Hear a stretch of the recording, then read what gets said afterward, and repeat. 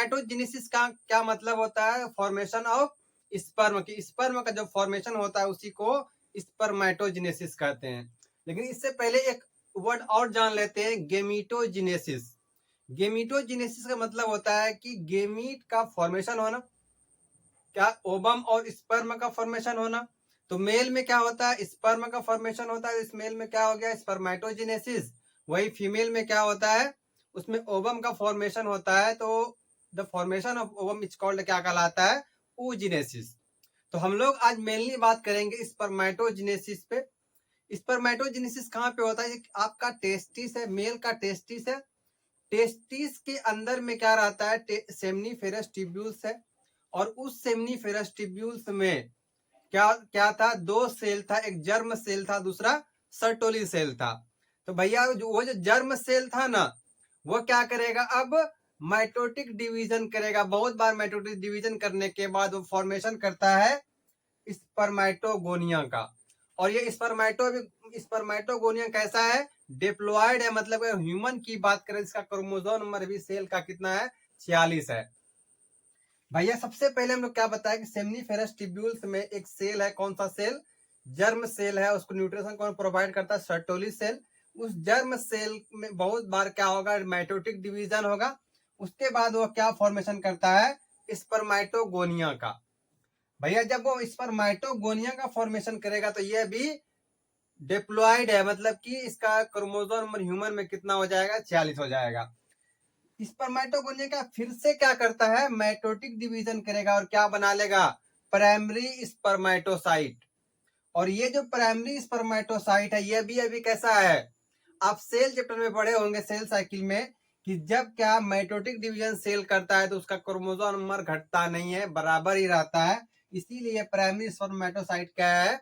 अभी भी डिप्लॉयड ही है। मतलब इसका ह्यूमन का क्रोमोसोम नंबर कितना होगा? 46 होगा। भैया स्पर्मेटोगोनिया से जो इस प्राइमरी स्पर्मेटोसाइट बना, ये बनने के प्रोसेस को क्या कहते हैं? स्पर्मेटोसाइटोजेनेसिस। अब देखो आपका क्या फॉर्मेशन हो गया? प्राइमरी स्पर्मेटोसाइट फॉर्मेशन हुआ। अब ये प्राइमरी स्पर्मेटोसाइट क्या करेगा? मियोसिस 1 करेगा। भैया आपको पता है कि जब मियोसिस डिवीजन करता है तो उसका क्या होगा? क्रोमोसोम नंबर आधा हो जाएगा। तो देखो प्राइमरी स्पर्मेटोसाइट था, ये मियोसिस डिवीजन करके दो ठो बनाया। और ये क्या क्या मियोसिस डिवीजन किया, तो अब क्या बनेगा? Secondary spermatocyte. और सेकेंडरी स्पर्मेटोसाइट जो बना, फिर ये क्या करेगा? मियोसिस डिवीजन 2 करेगा और क्या बना लेगा? स्पर्मेटिड बनाएगा। भैया ये जो हमारा सेकेंडरी स्पर्मेटोसाइट है, ये क्या है? अभी हैप्लॉइड है। मतलब ह्यूमन में कितना होगा? 23 क्रोमोसोम। तो यहाँ पे मियोसिस डिवीजन जब स्पर्मेटिड किया स्पर्मेटोसाइट, तो क्या बनाया? सेकेंडरी स्पर्मेटोसाइट, जो कि अब क्या है? हैप्लॉइड है। भैया ये जो सेकेंडरी स्पर्मेटोसाइट है, फिर से मियोसिस डिवीजन 2 करेगा और क्या बना लेगा? 4 स्पर्मेटिड बनाएगा, जो कि चारों का चारों हैप्लॉइड है। और यह स्पर्मेटिड क्या करेगा? फिर से मेटामॉर्फोसिस करके स्पर्म बनाता है। और ये स्पर्म ही क्या कहलाता है? स्पर्मेटोजेनेसिस।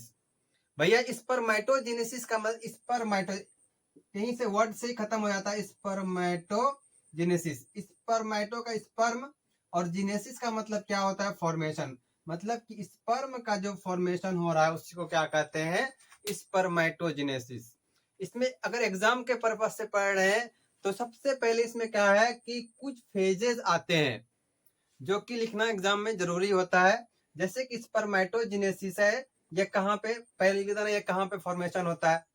तो इसका फॉर्मेशन कहाँ होता है? टेस्टिस में। और टेस्टिस में टेस्टिकुलर लोब रहता है। उस लोब के पास क्या है? सेमनीफेरस ट्यूब्यूल्स है। और सेमनीफेरस ट्यूब्यूल्स के पास जर्म सेल रहता है। तो भैया जो जर्म सेल है वही ना माइटोटिक डिवीजन कर रहा था। अब माइटोटिक डिवीजन जब किया तो क्या बना लिया? स्पर्मेटोसाइट। तो पहला फेज क्या आता है? मल्टीप्लीकेशन फेज है, जो कि स्पर्मेटोगोनिया है अभी क्या है? वो डिप्लॉयड है। और वो क्या करेगा? माइटोसिस डिवीजन करके क्या बना लेगा? स्पर्मेटोसाइट। ये जो स्पर्मेटोसाइट है अब किस फेज में चला जाएगा? ग्रोथ फेज में जाएगा। मतलब क्या, जैसे कि प्राइमरी स्पर्मेटोसाइट था, अभी कैसा है, डिप्लॉइड है। अब ये मियोसिस करने के लिए क्या है, ग्रोथ फेज में आ गया। मतलब कि ग्रोथ फेज में जाके वह तैयार हो रहा है कि अब हमको क्या करना है, मियोसिस डिवीजन 2 करना है।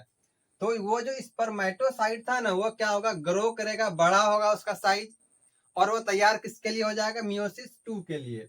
जब मियोसिस 2 हो जाएगा तो वो क्या बना लेगा, स्पर्मेटिड बनाता है। तो वह कहाँ बना लेगा, मेच्योरेशन फेज में स्पर्मेटिड बना लेगा।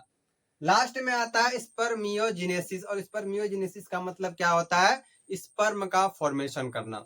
तो भैया आपको ओवरऑल समझ में आ गया होगा, एकदम इजी तरीके से क्या बताया कि स्पर्मेटोजेनेसिस जो है, उन्होंने माइटोसिस जीवन क्या बनाया, स्पर्मेटोगोनिया बनाया जो कि डिप्लॉइड है, और स्पर्मेटोगोनिया से प्राइमरी स्पर्मेटोसाइट बना, ये भी क्या है, डिप्लॉइड है। फिर यहाँ से मियोसिस डिवीजन करेगा और क्या बना लेगा, सेकेंडरी स्पर्मेटोसाइट जो कि अब हैप्लॉइड है।